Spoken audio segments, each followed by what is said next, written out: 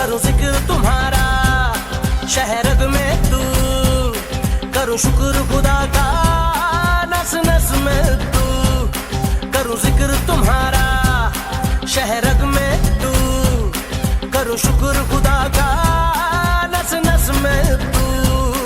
इस खून की हरकत है हिम्मत मर्दा, फिर सुनो जरा अगर नहीं सुना सदा रहना पाकिस्तान जिंदाबाद, सदा रहना पाकिस्तान जिंदाबाद, ओ सदा रहना पाकिस्तान जिंदाबाद, सदा रहना पाकिस्तान जिंदाबाद।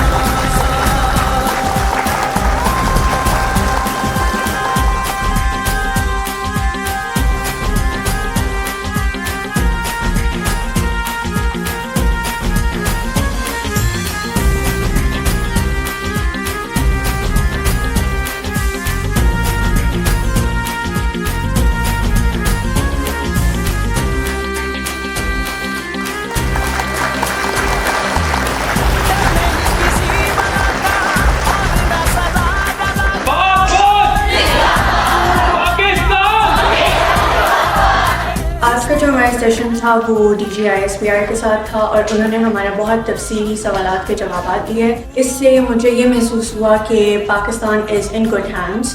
हमें अल्लाह ताला का शुक्र अदा करना चाहिए कि we are living in a sovereign nation, और साथ के साथ हमें अपनी डिफेंस फोर्सेस का भी शुक्रिया अदा करना चाहिए कि उनकी वजह से ही हम लोग आज एक बहुत ही सुकून के साथ पाकिस्तान में ज़िंदगी आसानी से अच्छे से गुजार रहे हैं। All the sessions and briefings were really thought-provoking and meaningful. Today we had a session with DGISPR, and he talked about the internal affairs and how our army is playing a major role in maintaining peace and conflict. हम बलूचिस्तान के नौजवान पाक फौज के साथ मिलके फितनतुल हिंदुस्तान के जो गिने चुने टेररिस्ट हैं उनका मुकाबला कर सकते हैं। पाक फौज जिंदाबाद, पाकिस्तान पाइंदाबाद। टॉपिक था इंटर्नशिप का, उसमें हमारी जो इंटरेक्शन हुई वो DGISPR के साथ हुई। जो इम्पोर्टेंट हमारा टॉपिक था वो था बलूचिस्तान के हवाले से आजकल जो हालात चल रहे हैं उनके ऊपर उन्होंने बात करी, और वहाँ पे जो फितना खवारी जो BLA और भी जो तंजीमें हैं वहाँ पे को कैसे मैनेज कर रही है army. Today's session was highly informative and inspiring.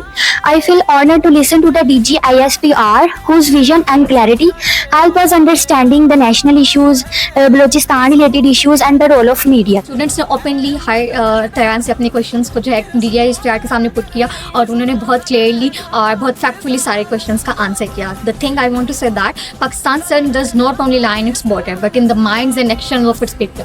Today misinformation spread faster than truth.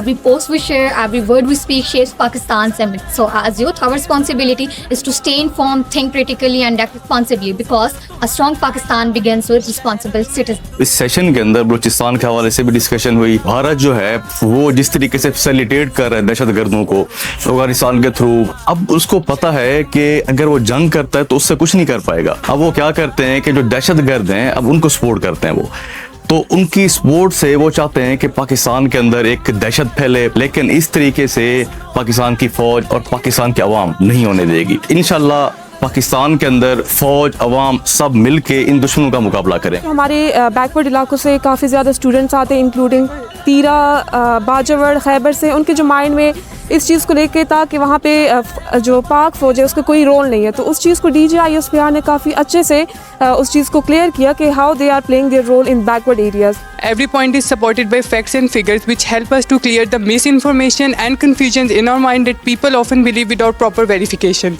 काफ़ी चीज़ों पे बातें हुई, काफ़ी मिथ्स क्लियर किए उन्होंने।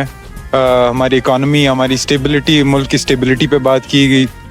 बहुत से अभी रिसेंटली एक टेररिस्ट अटैक भी हुआ था, उसके बारे में बहुत से पॉइंट्स हाईलाइट किए गए थे। हमें उन पे बहुत फ़ख्र है।